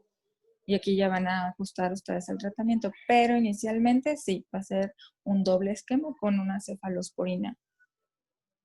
¿De acuerdo? A menos que su paciente sea alérgico a las penicilinas, ahora sí nos iríamos por ciproflox o levoflox. ¿Ok? Gracias, doctor. Vale, ¿algo más? No, doctora, muchas gracias. ¿No? Bueno, entonces creo que ya terminamos este tema. Para la siguiente vamos a ver síndrome compartimental.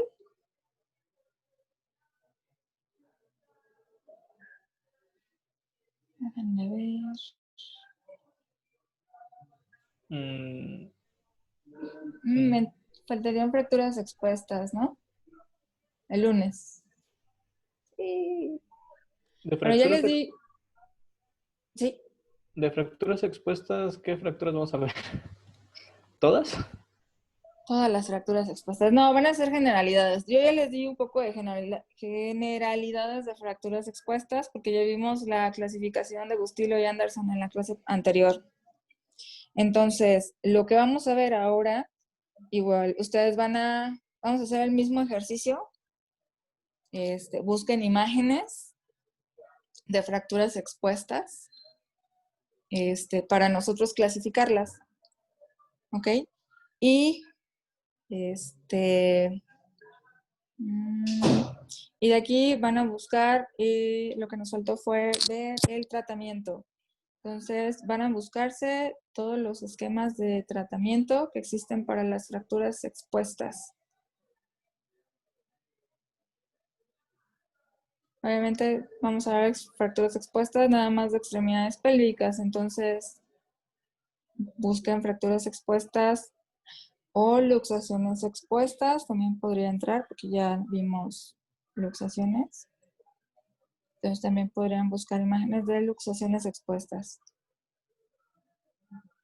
Y vamos a ver nada más el tratamiento, ¿sale? El tratamiento, enfóquense, va a ser tratamiento quirúrgico al inicio, el tratamiento antibiótico y el tratamiento definitivo. ¿Ok?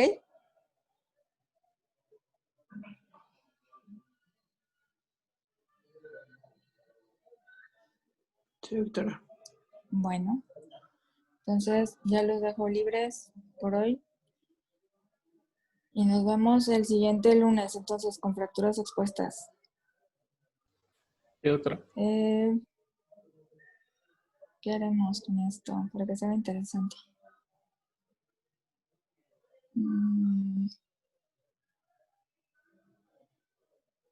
No, creo que no. Nada más estudien bien anatomía, por favor, por favor, por favor. Siempre les voy a estar preguntando algo de anatomía. Lo que menos se les ocurre estudiar, se lo voy a preguntar. Entonces, estudienlo. ¿Ok? Tienen chance de estudiar un rato. Ok. Entonces, nos vemos el día lunes a las 10. ¿Sale? Sí, gracias, Cuídense. doctora. Eso es otra. Nos vemos. Bye, bye. Adiós. Gracias.